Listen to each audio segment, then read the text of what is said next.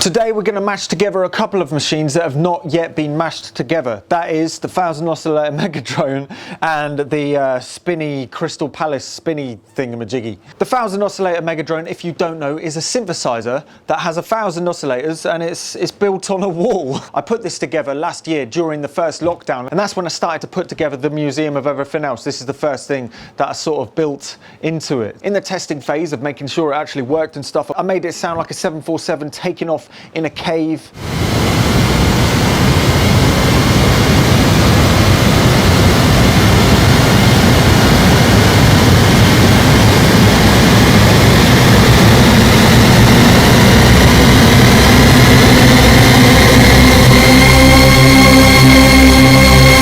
And also tuning some very big and thick chords and then bouncing between them and somewhat sounding like an orchestra in space.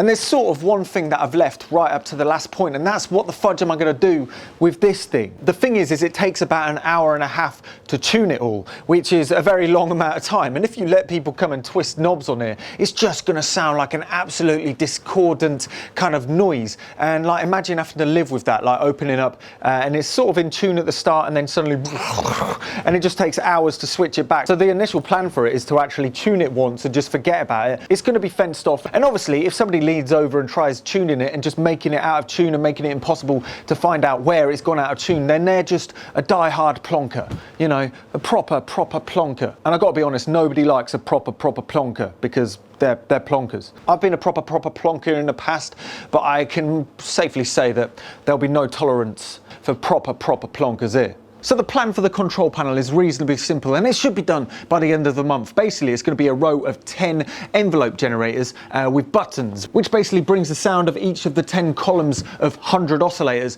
up and down. It means that it's not always going to be constantly on, and you can play and control it somewhat. There'll also be a tuning feature so you can tune the whole thing. This thing, after it's initially been tuned and got up to temperature, it can stay in tune surprisingly indefinitely. So before the museum fully opens, it's going to be pretty soon. It'll be a little bit before the summer. It's going to have a control panel so the 1000 oscillator Megadrone can be played, because it'll be a bit disappointing if it opens and people come and can't hear the Megadrone. It'll be stupid. And that brings us on to the Crystal Palace tape head spinny thingamajiggy, which is a project I built a few weeks ago in the space of a couple of days, hence why it's completely ropey looking. Like, the belt doesn't need to be this long, it's just completely stupid. And I've nearly finished a Mark II of this, which is about this big. Anyway, today we're going to literally wire this thing into this thing and see what we can get out. So the first thing I need to do is get the audio cables coming out of the bottom rows.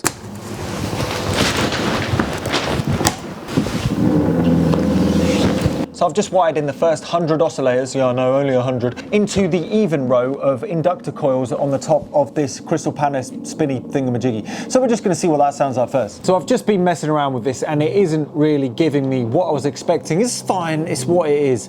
The thing is the 1000 oscillator Megadrone, the oscillator as well, the whole stack of it just sounds very full and full on and big. You know, it's got that sound, it's got this sound right here.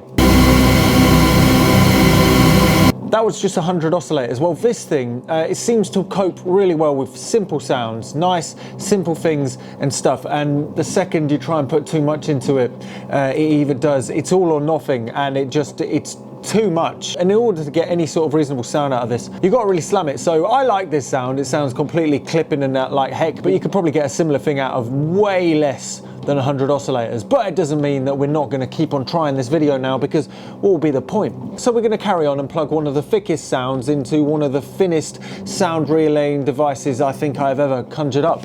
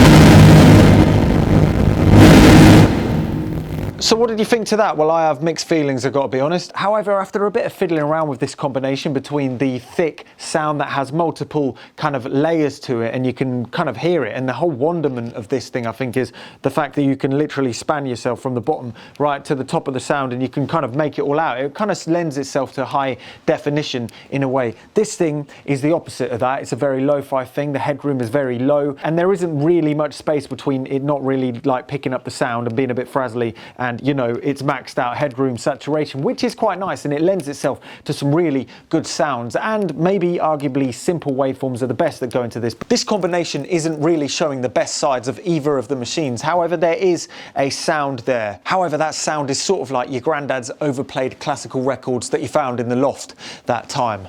But it's pretty cool, it's pretty cool. Okay, so a bit of a bonus round now. I'm gonna take this back to my flat and I'm gonna play the guitar through it. There is actually a really good idea that could be done with this. You could basically have two people playing guitar, one on the odd channels and one on the even channels. So as it's spinning around, it's sort of in a way multiplexing between both of the guitar players. But the other thing is you can use this on your own as a sort of tremolo thing. So we're gonna try that out now. We're gonna try it out. So now I brought it back and I'm plugging it into the guitar. I'm actually plugging the guitar through an effects pedal before it goes in here. Basically to buffer the signal so it goes in buffered, but also a lot of electro-harmonic pedals have effect out and dry out, much like this micropod right here, which has an effect out and a dry out. I'm sending the dry output into the odd channels and the affected channel output into the even channels. So now let's mess around with this and see if we can get some funky tones coming out.